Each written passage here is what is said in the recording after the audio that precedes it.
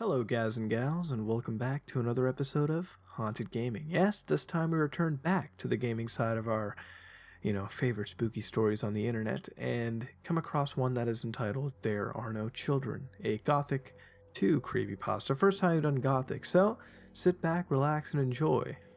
There Are No Children. When people ask why I don't just torrent games, I usually tell them, however pretentious it makes me seem, that I just don't feel comfortable stealing the intellectual property of a company that really worked hard and spent a lot of money on the project, and so on and so forth. Truth is, if I told the real reason, no one would believe me. So why not tell it here, on the internet, where I'm anonymous and it doesn't matter who judges me. One of my favorite games in the history of mankind is called Gothic 2. I first played it a few months after release when my brother bought it and I was hooked. Long after my siblings got bored with it, I soldiered on, having to start a new character a few times over the next couple of years when someone decided to just reformat the computer without giving me a chance to back up my saves. But I loved it to death and played it to completion more than any game before. So a while back, I got the inspiration to play again. It happens every few months. Problem is, I lost one of the discs. I own the gold edition at this point, and there were 4 discs inside there. I don't know what happened to disc 2, but obviously this made it unplayable. I didn't have a debit card at the time. My parents were apprehensive about making internet purchases with their credit cards, old-fashioned, And none of the video game outlets in a reasonable distance carried the game anymore. I had no other option except to torrent the game. Thankfully, I managed to find one that worked, even though I downloaded half a dozen others that either didn't see it or were just plain broken. I jumped right in, full of excitement, and blazed through all the chore quests you need to deal with early in the game. I spent the next few days soldiering on, and within a couple weeks I'd finished about half the game. All very ordinary, nothing odd to say about it. For those of you who don't know the game, you'll just have to bear with me because I'm not going to explain the whole thing. Basically in Chapter 4, you have to kill 4 dragons, which were the threat from the beginning, but after this, you learn the true enemy hasn't shown himself yet, and you investigate clues to try to find out where the enemy is hidden. And so this occurs in the monastery location, which contains a secret underground vault containing some undead enemies, as well as books that point you to the right direction. I never really quite liked this level because it was dark, the camera had some issues in the narrow corridors, and it was difficult to see or hear an enemy coming at you. But I heroically pushed on and cut down these skeletons, and even though I knew exactly where to go, I went down every corridor of the labyrinthine tunnels to make sure I re-killed everything that made its home down there, and that's how I came upon something unexpected. And I pride myself in basically knowing the game like the back of my hand, but occasionally I stumble upon little things that are so well hidden that I really find them after a couple hundred hours spent playing the game over and over again. So down one of these corridors there was another skeleton, and this one had a different skin. I was wearing a retextured fire magician's robe which looked ratty, faded, and stained with old blood. My heart started pounding instantly, never encountering anything like this before. Of course, a killer's reflex kicked in and I cut the thing down mercilessly.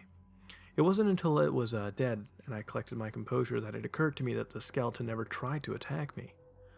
I looted the skeleton and found a key, without a name and without a description. It's really odd. Maybe the torrent was a bit broken after all, but I thought, I'd keep it anyways, because everything had gone so far, so smoothly. On the wall behind where the skeleton stood was a torch, which I would have ignored, but as I was turning around, I accidentally misclicked. The consequence of my naturally twitchy hands. To my surprise, my character was bumped forward and pulled down on the torch, as if it was a lever. This happens a lot in the game, so I was only surprised that I'd never found this one before. The lever apparently opened a trap door in the floor, which my character fell into and disappeared into the blackness. And for a second I thought I was trolled by a trap, but instead the game cut to a loading screen. And unlike all the other loading screens in the game, there was no image behind it, just a blank, black screen with a loading bar. My heart was pounding so hard I could hear it in my ears. Not that I was frightened, mind you, it was a mix of shock and sheer excitement. I mean, this is what I love about Gothic, I thought to myself. There was always something new to find. When the loading screen ended, I found my character standing in an area I've never even seen before. It looked like a prison, a long multi-floor corridor with locked cells on the side. I felt very nervous. I had never seen anything like this in the game before. And considering how much time I spent reading about my favorite games on the internet, I was surprised I never read anything about the place. Suspending my hesitation, I began to explore the place. None of the cells were open, covered by grates and extremely dark inside. Even when I pulled out a torch, I couldn't see all the way inside. Pressing on, I went down a flight of stairs on the next level, and once again, there was nothing but closed cells. I thought to ignore these floors entirely and go look for a way to open the cells, but I heard something strange, which caught my attention. It also made me aware of the fact that there was no music playing here at all. And this was odd because everywhere in the game, it had a unique soundtrack to go along with it. But I've experienced glitches where the music never loads, so I ignored that. I tried zeroing in on the sound I heard though, but while I seemed to get closer, it never really got much clearer. I decided it must be on the next floor, so I went down another flight of stairs, and from here I was able to follow the sound more easily. And a chill shook my spine as I realized it sounded like a child crying. I paused the game. Quite disturbingly, the crying continued, but I figured this was probably because it was just ambient noise. It took a minute, for me to calm down. I wanted to turn on the light, but at the time I was sharing a room with my brother and he was asleep. It was, after all, about 2 in the morning at this point. So I unpaused the game and moved closer to the sound of the crying. It was coming from one of the cells. I overcame my trepidation and stood in front of the cell with my torch equipped. The torch couldn't illuminate the whole cell, but I could see something. I switched into first-person view for a closer look, and I could see there was definitely something in there. It was sitting against the furthest wall, and all I could see were 2 bare feet on really spindly legs, sticking out from the shadows. The crying was very hushed, like a child was trying to be quiet. My stomach churned, I couldn't see the figure's face, and I was completely convinced I didn't want to. This was far too morbid, far too bleak for a gothic game. The developers would never put something like this in. Or would they? I thought of how the developers have had a history of removing unfinished content because of budgetary and time restraints. Maybe the torrent I downloaded just had this modded back in. Or maybe the modder was this sick fuck who did this to himself. I didn't care. I was curious enough to check out the level some more, but not to try and figure out, what this child was. I just kept moving on from that.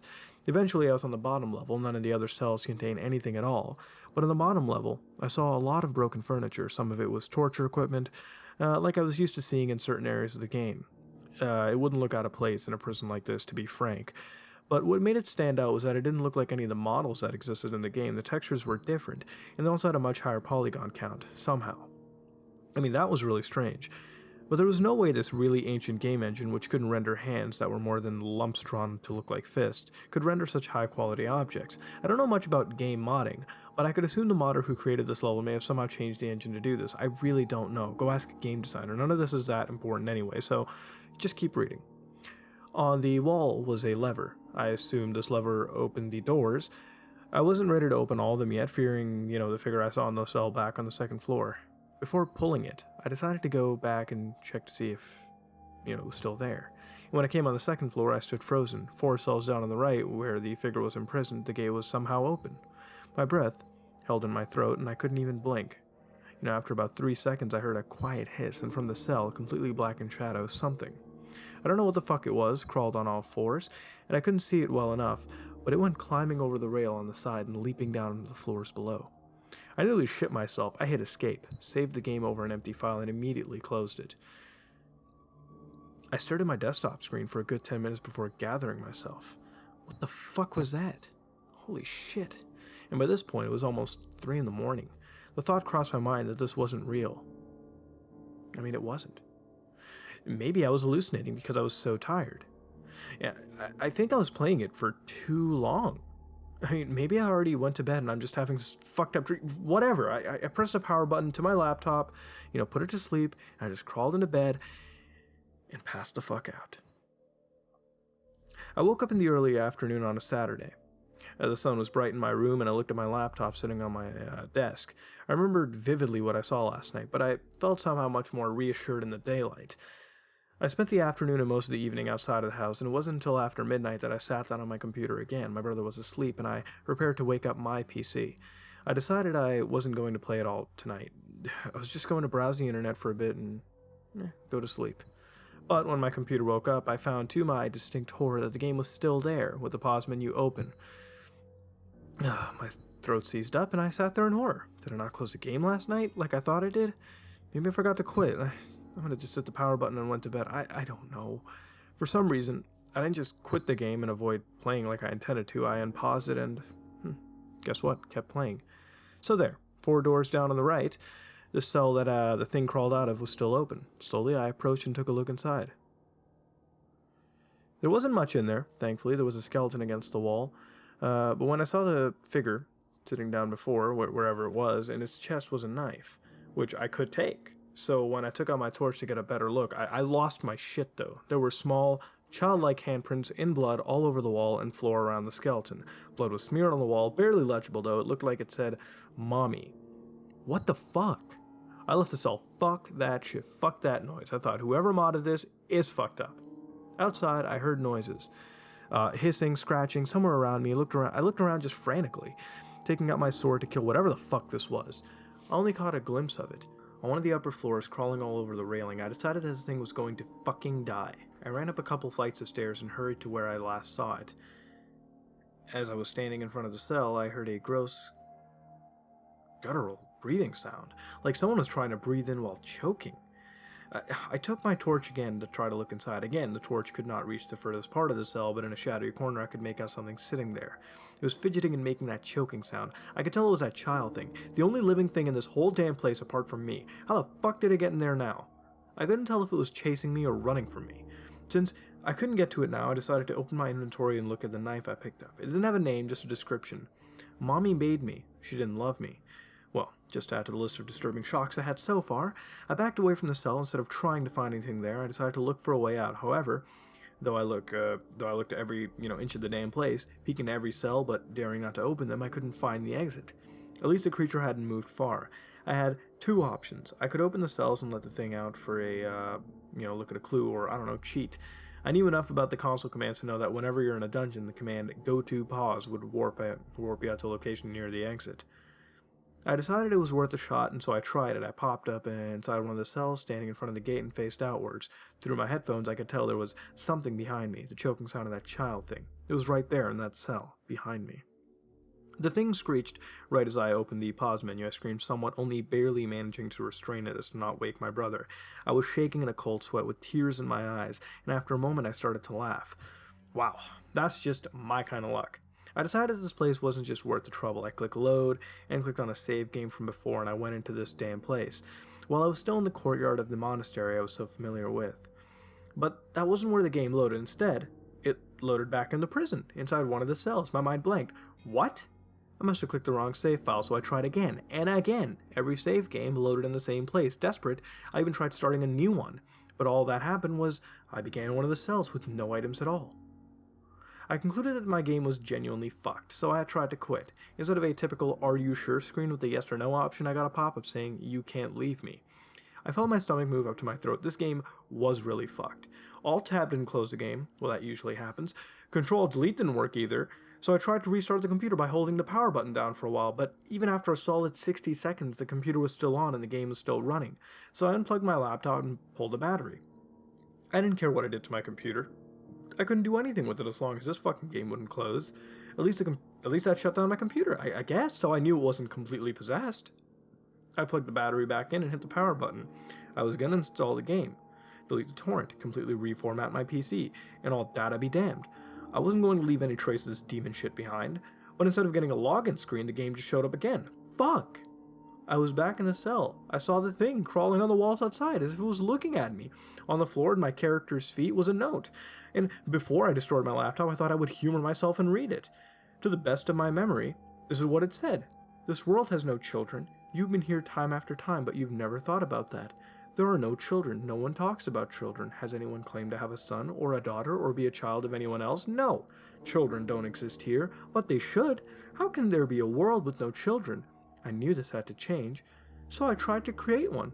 I tried to create a child. But what I created, it was not a beautiful young human baby. Like I tried to create. It was an abomination. You can't just make a child in the world that has no children. I want it to be okay. I tried to raise it like a child, but it was just a monster. It cried for my love, but it destroyed me. I tried to nurse it, but it just devoured my flesh like an animal. It wants love, but it doesn't know how to take it. It belongs here. It doesn't belong in the world. It should never have been." I choked back at all the bile raising in my throat. My hands were shaking and were slippery with icy sweat. As I reached across the keyboard to hit the escape key and closed the note, when I did, the thing was there. While I had been reading, it reached through the bars of my cell and grabbed me. My character was dead, propped up against the cell with half his face missing as if it had been gnawed off. The thing, the child monster, was there, with its long, bony arms wrapped around my character's corpse in this loving grasp. and it was staring at me, not at my character's corpse. Its glowing eyes were staring right out of the screen onto my own. All I can remember is those eyes, as if it was longing. It was longing for me. The game closed. I blinked a few times. Not really sure what happened. The game just crashed the desktop without any pop-up or indication of what the fuck happened. I opened the folder where the game was installed to, but there was nothing there except for one text file. I opened it, and because at this point I was mindlessly doing the things I obviously shouldn't have been doing, the file read out, I let it out. I found it in the game files, and I modded it back into the game. But I should not have. I let it out, and now I can't stop it. I won't be able to stop it from spreading. I can only hope that you read this file before ever playing the game. And if you do, uninstall it now. Delete it. Don't ever run the game. When it finds you, you're not getting away. I closed the text file, pulled the battery out from my laptop. My mind was completely blank at this point. I was just relieved that the game was closed, nothing else mattered to me, crawled into bed, and slept dreamlessly. The next day, I reformatted my computer and then later sold it and bought a new one. To make sure there was no trace of this experience left, but I haven't gotten away completely. The user who created it wasn't lying. The thing is out. It knows me. It's looking for me. Someday it's going to find me, and I don't know when, I don't know how. But just take it as a lesson. Don't download this game. And if you do, if you find the text file, uninstall it, get rid of every trace of the download. It may keep you safe. I really don't know. All I know is it's a little too late for me now. Well, damn, son, what a return. Well paced, and even though with some cliches sticking out, they still work well and don't drag the whole piece down. A return to gaming, it reminded me of the Oblivion mod creepypasta we did a long time ago, and this is a great piece, to be honest, with the way it progressed through. The game was obtained through a torrent, which appeared to be modified, and with the realism side of a creepypasta, when you look at the technicals just themselves, someone very experienced can inject many things into video games, whether they be really high-end textures or creature mods. They can be done in numerous games, and we've seen this happen. Now, to the extent this creepypasta dictates, it is a tad questionable, but at the same time, it can be done. All those cliches aside, I mean, you never really know what the hell you can get in torrent, and it's a great way of obtaining a game too, and it makes sense. I mean, a lot of people torrent. Nobody needs to get on the high horse about it. Anyways, unless you get a torrent and clear through a lot of checksums or whatever, you could get other files. You could get it modded. You could get it in numerous other ways. So in that regard, looking at just that, it is very possible. And it's not out of the way. It's totally not out of the way. And, even if you have some background in computer technicals, if you know a little bare bit about it, it becomes really laughable when a creepypasta goes above and beyond what games can do. And you really don't want to see that. This one does it just fine. The story with the child moving on was interesting, and I wish it went deeper because as of right now, it's just too shallow. Sometimes when dealing with people making fucked up mods and releasing them on the web, all you get is this. And maybe in some cases that is for the best. But here I just wanted that whole relationship and, lore delved into. And here it just sort of fell flat on its ass at certain times. But that being said, it was still very cohesive. And we've dealt with creepypastas that weren't even close to cohesiveness. And although the story wasn't perfect, it was a valiant effort, and the person writing this was serious. And it was spooky for the most part. I would like it more extended in the second act. But in the end, as I always ask you, what would you rate this and what would you change to make it better? This has been another episode of Haunted Gaming, and if you like what you saw, then like, comment, and subscribe. This is me, Mudahar, and I am out.